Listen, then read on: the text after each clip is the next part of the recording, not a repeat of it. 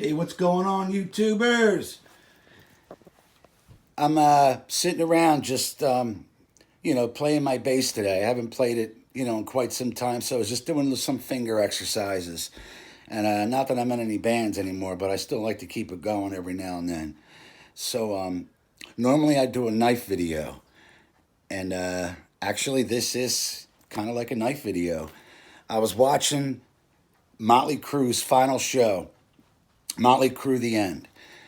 And before I get to the video clip, I just wanted to say that I played in bands all through the 80s, 90s, and probably 2000 to like 2004. Basically every Thursday, Friday, Saturday night. And we had a good time, man. It was a good time, a lot of fun. No regrets. So anyway, one of the things I used to do towards the end of my retirement in the music thing was, at the very last song, I used to flip my bass upside down. I let the guitar player sustain a note, bam, and I would just jab it with a knife and let it sit there, and there was like a spotlight on it. It was pretty cool. So I'm watching this Motley Crue thing, the show, and Nikki Sixx does the same thing at the end of the show. But that's not what I'm going to show you. I want to show you this really, really cool, inspiring speech that he gave. All right? Check this out, guys.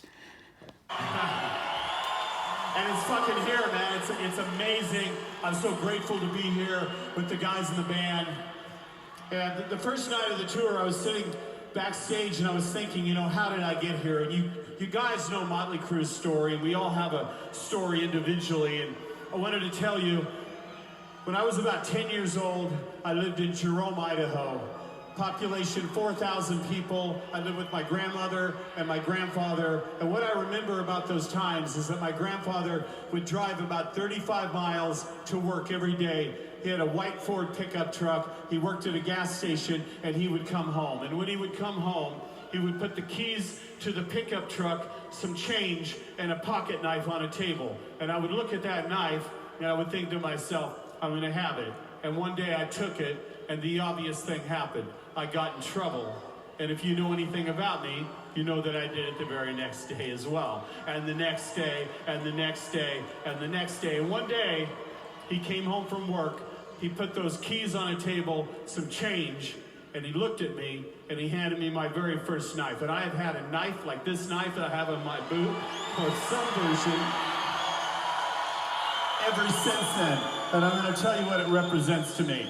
It represents to me that if you want something and you want it bad enough, you just keep doing it. And if someone out there is telling you that your dream's not big enough, or your idea's not big enough, or you're not smart enough, or you're too fat, or you're too skinny, what the fuck ever these fucking gatekeepers want to tell you, you look at this knife and you remember this. If you want it bad enough, you fucking do it over and over and you make it come true. Am I right?